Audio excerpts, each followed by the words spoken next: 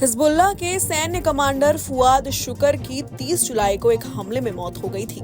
Commander की मौत Lebanon की राजधानी बेरूत में हुई थी। हिजबुल्लाह कमांडर फुआद शुकर को समूह के शीर्ष नेता नसरल्लाह का करीबी माना जाता था और इजराइल ने कई मामलों में उसे मोस्ट वांटेड घोषित कर रखा था। फुआद की मौत के करीब 20 दिन बाद सामने आया है कि एक फोन कॉल की वजह से उसकी जान गई थी। अमेरिकी अखबार वॉल स्ट्रीट जर्नल ने अपनी रिपोर्ट में हिजबुल्लाह के एक अधिकारी के हवाले से दावा किया है कि एक फोन आने के बाद फुआद अपने ऑफिस से निकलकर उसी इमारत की 7वीं मंजिल पर गए और कुछ ही देर में हमला हो गया। हिजबुल्लाह से जुड़े शख्स के हवाले से की गई रिपोर्ट कहती है कि फुआद बेरूत में रेजिडेंशियल बिल्डिंग में दूसरी मंजिल पर बने अपने दफ्तर में था। शाम करीब 7 बजे एक फोन आया। उसे 7वीं मंजिल पर अपने अपार्टमेंट में जाने के लिए कहा गया और फिर कुछ ही मिनट के बाद एक हमले में उसकी हत्या कर दी गई।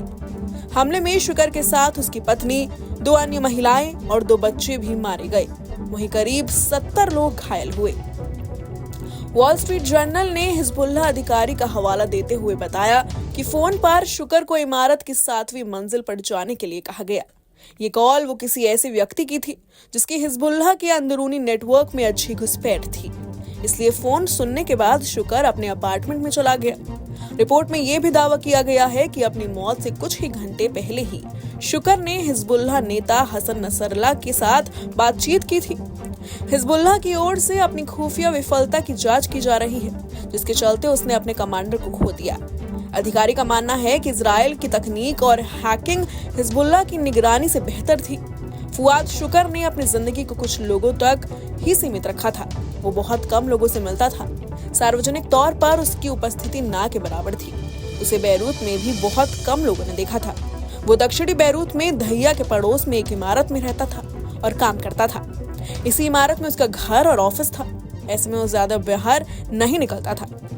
बता दें कि इजराइल के पड़ोसी देशों से 2 बड़े दुश्मन बीते महीने के आखिरी 2 दिनों में मारे गए थे। इनमें एक नाम हमास के पॉलिटिकल चीफ इस्माइल हानिया का है और दूसरा हिजबुल्लाह के कमांडर फुआद शुकर का।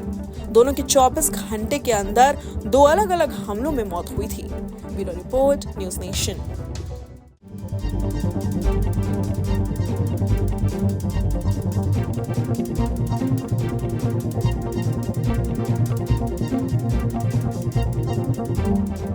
न्यूज नेशन अब व्हाट्सएप पर। खबरों की ताजा अपडेट के लिए न्यूज नेशन के इस QR कोड को स्कैन करें।